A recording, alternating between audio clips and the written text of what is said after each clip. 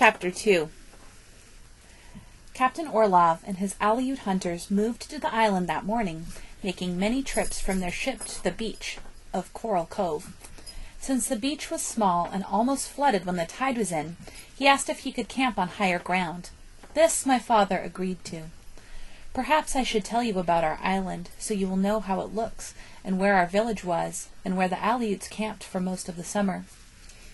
Our island is 2 leagues long and 1 league wide, and if you were standing on one of the hills that rise in the middle of it, you would think that it looked like a fish, like a dolphin lying on its side, with its tail pointing towards the sunrise, and its nose pointing to the sunset, and its fins making reefs in the rocky ledges along the shore.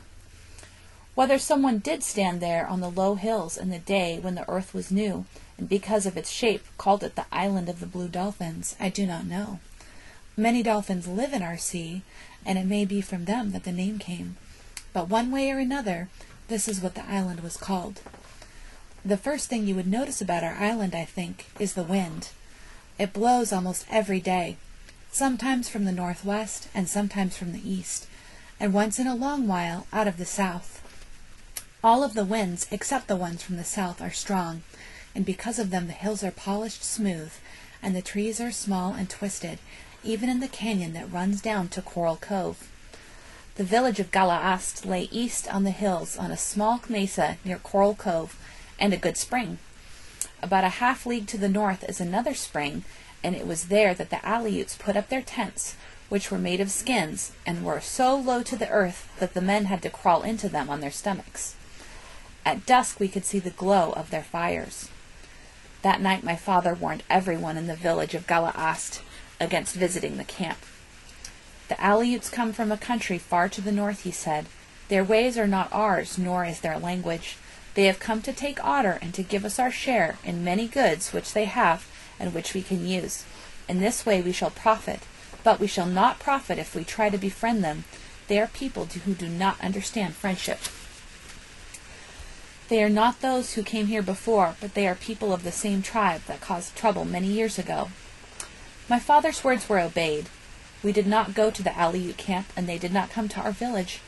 But this is not to say that we did not know what they did, what they ate, and in what way they cooked, and how many otters were killed each day, and other things as well, for someone was always watching from the cliffs while they were hunting, or from the ravines while they were in their camp. Ramo, for instance, brought news about Captain Orlov. In the morning, when he crawls out of his tent, he sits on a rock and he combs his beard until it shines like a cormorant's wing, Ramo said. My sister Ulape, who is 10 years older than I, gathered the most curious news of all. She swore that there was an Aleut girl among the hunters. She is dressed in skins just like the men, Ulape said, but she wears a fur cap, and under the cap she has thick black hair that falls to her waist. No one believed Ulape. Everyone laughed at the idea that hunters would bother to bring their wives with them. The Aleuts also watched our village. Otherwise they would not have known about the good fortune which befell us soon after they came. It happened in this way. Early spring is a poor season for fishing. The heavy seas and winds of winter drive the fish into deep water where they stay until the weather is settled and where they are hard to catch. During this time the village eats sparingly, mostly from stores of seeds harvested in autumn. Word of our good fortune came on a stormy afternoon brought by Ulape, who was never idle. She had gone to a ledge on the eastern part of the island, hoping to gather shellfish. She was climbing a cliff on the way home when she heard a loud noise behind her. At first she did not see what had caused the noise. She thought it was the wind echoing through one of the caves, and was about to leave when she noticed the silvery shapes on the floor of the cove. The shapes moved, and she saw that it was a school of large white bass, each one as big as her. Pursued by killer whales, which prey upon them when seals are not to be found, the bass had tried to escape by swimming towards shore, but in their terror they had mistaken the depths of the water and had been tossed onto the rocky ledge. Ulape dropped her basket of shellfish and set out for the village, arriving there so out of breath that she could only point in the direction of the shore. The women were cooking supper, but all of them stopped and gathered around her, waiting for her to speak.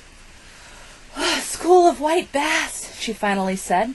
Where? Everyone asked. On the rocks, a dozen of them, perhaps more than a dozen. Before Ulape had finished speaking, we were running towards the shore, hoping that we would get there in time, that the fish had not flopped back into the sea, or that a chance wave had not washed them away. We came to the cliff and looked down. The school of white bass was still on the ledge, glistening in the sun, but since the tide was high and the biggest waves were already lapping at the fish, there was no time to lose. One by one, we hauled them out of reach of the tide. Then 2 women carrying a single fish, for they were all about the same size and heavy, we lifted them up the cliffs and brought them home. There were enough for everyone in our tribe for supper that night and the next, but in the morning 2 Alids came to our village and asked to speak to my father. "You have fish," one of them said. "Enough only for my people," my father answered. "You have 14 fish," the Aleuts said. 7 now because we ate 7. "From 7 you can spare 2. "There are 40 in your camp," my father replied, "and more than that of us. Besides, you have your own fish, the dried ones that you brought." "We tire of that kind," the Aleut said. He was a short man, who only came to my father's shoulders, and he had small eyes like black pebbles, and a mouth like the edge of a stone knife. The other Aleut looked very much like him. "You are hunters," my father said. "Go and hunt your own fish if you are tired what you are now eating. I have my people to think of."